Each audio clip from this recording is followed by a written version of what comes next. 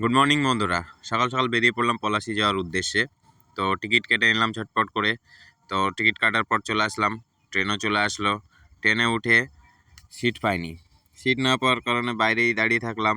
দাঁড়িয়ে থাকতে থাকতে প্রকৃতির দৃশ্য দেখতে দেখতে চলে আসছি।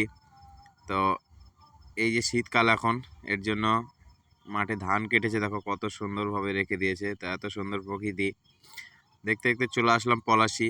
পলাশী থেকে নেমে সবিরুল আমার ক্যামেরা করছে, আমি ওদের ক্যামেরা করছি। তো সবিরুল লাস্টে একটা জিনিস ফেলে রেখে এসছে, তাই দেখতে গেছে। তো স্টেশন থেকে বেরিয়ে আমাদের জন্য গাড়ি রেডি আছে, যে গাড়িতে আমাদের মালপত্র আসবে। তো উঠে গেলাম সেই গাড়িতে। তো দুইজন দেখো গল্প করতে করতে চলে আসলো, আলাদা একটা এক্সপিরিয়েন্স। পৌঁছে গেলাম পলসন্ডা দিঘির ধার। তো দিঘির ধারে এসে ওয়েট করছি দু একটা জিনিস নেওয়ার জন্য। তারপর পৌঁছে গেলাম আমরা একদম কাজের জায়গায়। তো কাজের জায়গায় এসে দেখছি এখানে কাজ শুরু হয়ে গেছে অলরেডি। তো আমরাও ঝটপট শুরু করে দিলাম, কারণ অনেক কাজ আছে। তো আমিও কিছু কাজ শুরু করে দিয়েছি।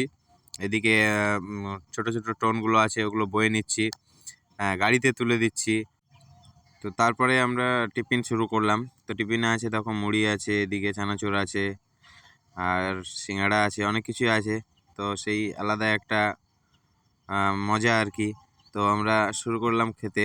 তো খাওয়া দাওয়ার পর আবার শুরু হয়ে যাবে কাজ। তাই এদিকে সামিরুলকে ডেকে নিলাম, সামিরুল তুই আয়, খা আমাদের সঙ্গে, কারণ আর দেখা হবে না। তো আবার শুরু হয়ে গেল কাজ। তো এদিকে আমি কাটতে শুরু করলাম গ্রাইন্ডিং মেশিন দিয়ে। আর এইদিকে আমাদের জাহিনুর ভাই হিরো লুকে একদম কাটছে, এটা ওয়েল্ডিং মেশিন দিয়ে কাটছে, আর আমি গ্রাইন্ডিং মেশিন দিয়ে কাটছি। তা আমিও শুরু করলাম ওয়েল্ডিং মেশিনে, আর জাহিনুর ভাই গ্রাইন্ডিং মেশিনে। তো আমাদের কাজ শেষের মুখে, তারপর আমরা খাওয়া দাওয়া শেষ করে নিলাম। খাওয়া দাওয়া শেষ করে ওখান থেকে বেরিয়ে পড়লাম। আজকের জন্য ব্লগটা এই পর্যন্ত, আবার দেখা হচ্ছে নেক্সট ব্লগে। বাই।